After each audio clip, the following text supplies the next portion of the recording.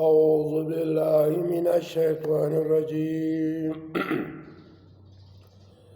بسم الله الرحمن الرحيم من اهتدى فإنما يهتدي لنفسه ومن ضل فإنما يضل عليها ولا تزر وازرة وزر أخرى وما كنا معذبين حتى نبعث رسولا۔ یہ سورہ بنی اسرائیل ہے، 17 نمبر سورہ ہے، پارہ 15 ہے، آیات جو ہے وہ 15 ہے۔ آج اس پر اللہ کی رضا کے لیے بیان کر لوں گا، ایسا بات نہیں کر لوں گا جو اللہ کے کتاب میں نہ ہو اور نبی صلی اللہ علیہ وسلم کی سنت اور حدیث میں نہ ہو۔ جس جماعت میں ہم تھا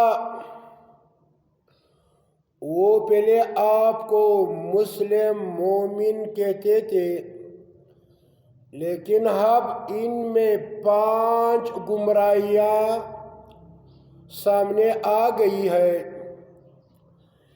ایک عمل ان لوگوں میں شرک آ گیا، اور 3 اعمال جو ہے وہ بدعت ہے، اور 2 اعمال جو ہے وہ کفر ہے۔ تو ابھی میں آپ کے سامنے یہ بیان کر لوں گا جو ان لوگوں نے شرک کیا ہے، وہ اپنے اسلام کی بجائے، مسلم کی بجائے ان لوگوں نے اپنے لیے ایک نام رکھا ہے، توحید ٹرسٹ۔ اللہ کہتا ہے کہ اسلام کے علاوہ اور نام رکھنا یہ شرک ہے، کفر ہے، لعنت ہے، لیکن ان لوگوں نے اپنے لیے توحید ٹرسٹ کا نام دیا ہوا ہے۔ دوسری بات یہ ہے کہ ان لوگوں نے 2 کفر کیا ہوا ہے۔ ایک کفر یہ ہے کہ اللہ کی کتاب میں ہے کہ میں نے انسانوں کو پیدا کیا ہے۔ ان لوگوں کو ہدایت کے لیے میں انبیاء بھیجتا رہتا ہوں اور ان کے ساتھ اپنی طرف سے احکامات دوں گا۔ تو میرے پیارے بھائیوں، یہ لوگ کہتے ہیں کہ چھوٹے بچے جو کافروں کا ہو وہ جہنم میں جاتا ہے۔ یہ لوگ اس کتاب کی انکار کر رہے ہیں، جو اپنے آپ کو مسلم کہتے ہیں۔ یہ اس کا اللہ کا کتاب سے انکار ہے، کھلم کھلا انکار کر رہے ہیں۔ دوسرا ان کا یہ کفر ہے اللہ کا کتاب سے۔ ان لوگوں کا کتابوں میں لکھا ہوا ہے کہ ہر یہودی، ہر انگریز اور نصرانی عیسائی موت کے وقت وہ ایمان پر مرتے ہیں۔ یہ ان کا اللہ کا کتاب سے کھلم کھلا انکار کر رہے ہیں، کفر کر رہے ہیں۔ 3 بدعات ہیں۔ رب کائنات نے قیام اللیل مسلمانوں کے لیے رکھا ہوا کہ وہ تہجد کے وقت ہے، اللہ کا قرآن اس پر گواہ ہے، تقریباً 10 آیاتوں سے زیادہ آیاتیں ہیں کہ اے نبی یہ تہجد کی نماز کے لیے اٹھو، لیکن ان لوگوں نے اللہ کا کتاب کو یکسر چھوڑا ہوا ہے، نبی صلی اللہ علیہ وسلم کی سنت کو یکسر چھوڑا ہوا ہے، وہ عشاء کے ساتھ پڑھتے ہیں اور یہ جھوٹ بھی بولتے ہیں کہ یہ عمل عمر رضی اللہ عنہ نے کیا ہے۔ اگر ان لوگوں نے ثابت کر دیا، رب گواہ میں ان کو 2 لاکھ روپے دوں گا کہ اللہ نے کہا ہے کہ یہ تہجد کی نماز عشاء کے ساتھ باجماعت پڑھو،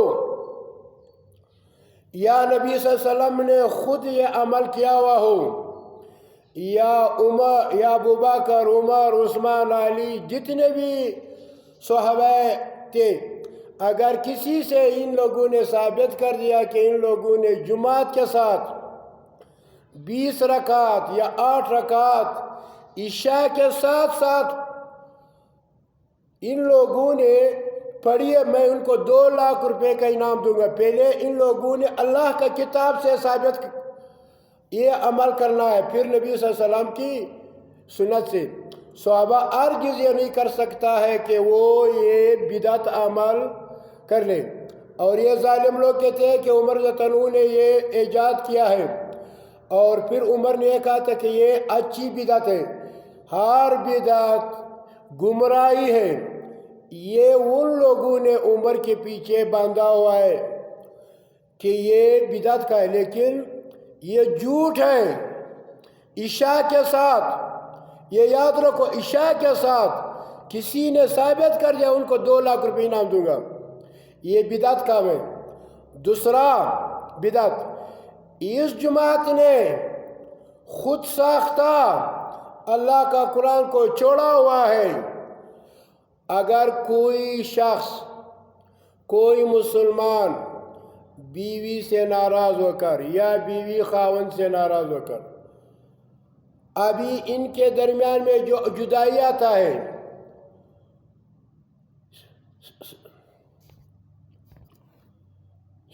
اگر کوئی شخص اپنی بیوی کو یعنی چھوڑتا ہے، کس طرح چھوڑتا ہے؟ وہ اس نے اپنی بیوی کو رب کائنات کی کتاب کے مطابق چھوڑنا ہے، طلاق دینا ہوگا۔ پہلے اس کو بٹھا کر کہ اے میری بیوی، اگر ہم میں کچھ شریعت کے خلاف کوئی عمل ہے تو آپ ہمیں بتائیں۔ اللہ کہتا ہے کہ پہلے اپنی بیوی کو نصیحت کرو، اگر اس نے مان لیا تو ٹھیک ہے، ورنہ بسترا اس کا الگ کرو۔ اگر اس پر بھی اس کا اتفاق نہیں پڑا تو پھر اس کو کچھ نہ کچھ مارو پیٹو۔ اگر اس پر بھی نہ ہوا، پھر مرد کی طرف سے، عورت کی طرف سے ثالثان کو مقرر کیا جائے۔ اگر بیوی قصوروار ہے، گھر نہیں بنانا چاہتا ہے، تو اس کے متعلق خلا کرنا چاہے، اس کو بولے کہ اپنا پیسے اس خاوند کو دے دو تاکہ آپ کو چھوڑے۔ اگر خاوند کی طرف سے ظلم ہو رہا ہے تو پھر ثالثان اس کو بول دے کہ بھائی اس نے جتنا بھی سامان لایا ہوا ہے، سونا ہے، جیز کا سامان، جتنا بھی اس نے اپنی طرف سے لایا ہے، آپ نے دیا، اس کو چھوڑا۔ پھر کس طرح چھوڑا ہے؟ جب اس کو ماواری آ جائے، حیض آ جاتی ہے، جب حیض آ گئی، غسل کر کے پھر ایک طلاق دی جائے، رجعی بولتے ہیں۔ اس میں پھر اگر خاوند اور بیوی کا تعلقات سے ہو گیا تو بس نکاح کی کوئی ضرورت نہیں۔ اگر دوسری حیض آ گئی، اس نے ہاتھ نہیں لگا، پھر غسل کرنے کے بعد ایک دے دیا، ایک تو پہلے دیا تھا، ابھی پھر ایک اور دیا، 2 ہو گیا، پھر اس میں رجعی اس کو بولتے ہیں، خاوند اور بیوی اپنا گھر دوبارہ آباد کر سکتے ہیں۔ اگر 3 دے دیا یعنی اور تیسری ایس کے بعد دے دیا، پھر اس کا بین بن گیا، جتنا بھی سامان ہے وہ اس کو دے دے کہ میری بہن آج میں آپ کو اپنے گھر چھوڑ جاتا ہوں۔ عدت کے دوران میں اپنی بیوی کو چھوڑنا ہے۔ نفقہ اسی خاوند پر ہوگا۔ یہ لوگ اس کو نہیں مانتے، یہ کہتے ہیں کہ اگر ایک جگہ پہ 3 دے دیا اکٹھے، یہ ہو گیا طلاق۔ یہ رب کا کھلم کھلا انکار کر رہے ہیں، بدعت میں مبتلا ہے۔ تیسری بدعت، جمعے کے دن خطبے سے پہلے یہ لوگ ممبروں پر بیٹھ کر نصیحت کر رہے ہیں، تقریر کر رہے ہیں۔ اصل وہی خطبہ جو ہے وہ واعظ اور نصیحت ہے، لیکن ان لوگوں نے یہ بدعت اپنی جانب سے ایجاد کی ہے۔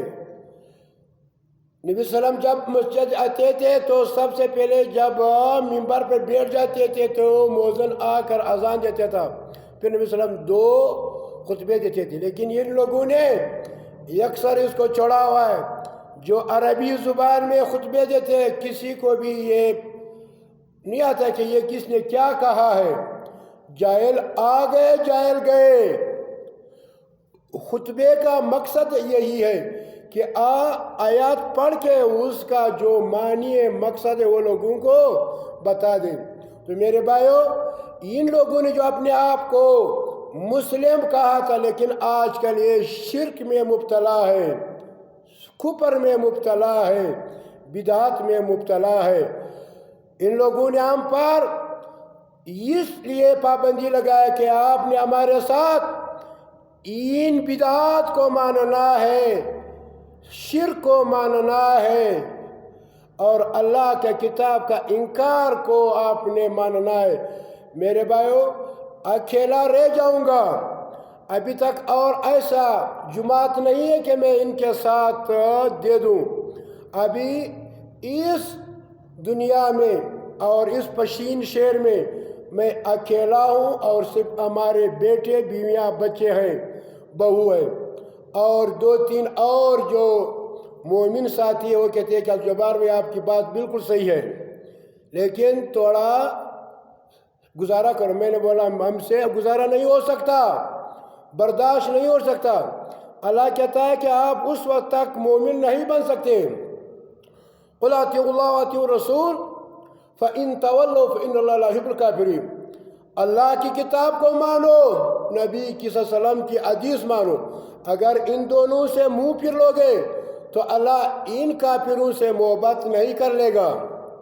اللہ کا ارشاد ہے محمد صلی اللہ علیہ وسلم، اگر آپ نے اپنی طرف سے ایسی فتویٰ جاری کیا جو میں نے آپ کو وحی نہیں کیا، ان لوگوں کی خاطر، ان کی رضامندی میں آپ کو دائیں ہاتھ سے پکڑ کر آپ کی گردن جان رگ کو کاٹ لوں گا، یہ لوگ پھر آپ میرے عذاب سے آپ کو نہیں بچا سکتا۔ تو میرے بھائیو، اللہ سے ڈرو۔ رکڑ میں ایک انجینئر ہے، ان کا نام محمدین ہے۔ وہ کہتا ہے کہ آپ مرتد ہیں۔ مرتد اس کو، اس جاہل کو اتنا بھی پتہ نہیں ہے۔ مرتد اس کو کہتے ہیں جو اللہ کا دین اسلام کا انکار کرے، محمد صلی اللہ علیہ وسلم کی نبوت کا انکار کرے، یہودی بنے اور ہندو بنے، عیسائی بنے، مجوسی بنے، اس کو کہتے ہیں مرتد۔ یہ خود اس نے ہم پر فتویٰ لگا کہ مرتد، یہ خود جو ہے مرتد ہے۔ وہ میرے ایک عمل کو اللہ کا کتاب کے مطابق ثابت کرے گا۔ جبار نے اس آیات کا انکار کیا ہے تو میں ان کو 2 لاکھ روپے دوں گا، ورنہ مخلص مومن بنے۔ یا ایھا الذین آمنوا ادخلوا فی السلم کافۃ ولا تتبعوا خطوات الشیطان انہ لکم عدو مبین۔ اے مسلمانوں، پورے کے پورے دین اسلام میں داخل ہو جاؤ۔ ومن لم یحکم بما انزل اللہ فاولئک هم الکافرون ومن لم یحکم بما انزل اللہ فاولئک هم الظالمون ومن لم یحکم بما انزل اللہ فاولئک هم الفاسقون وما یجحد بآیاتنا الا الکافرون۔ رب کے فتوے ہیں، جو بھی اللہ کا نازل کردہ کتاب پر عمل نہیں کرتا وہ کافر ہے، ظالم ہے، فاسق ہے۔ تو تمام دنیا کے مسلمانوں سے یہ التماس ہے کہ مسلک پرستی کو چھوڑیں، اپنا نام مسلم رکھیں، اپنا دین جو کہتے ہیں میں انا پیو شافی، جس کو چھوڑیں، آپ کا جو دین ہے وہ اسلام ہے، مذہب نہیں اسلام ہے۔ تو اللہ کا کتاب کو مانو۔ تو یہ میرا پیغام ہے ان ساتھیوں کو جو اللہ سے ڈرتے ہیں اور اپنے اکابرین، اپنے امیر کی قرآن کے خلاف باتوں کو نہیں ماننا چاہیے۔ اگر آپ لوگوں نے مان لیا تو آپ لوگ مسلم نہیں ہوں گے بلکہ طاغوت کے پیروکار ہو گئے۔ وآخر دعوانا ان الحمد للہ رب العالمین۔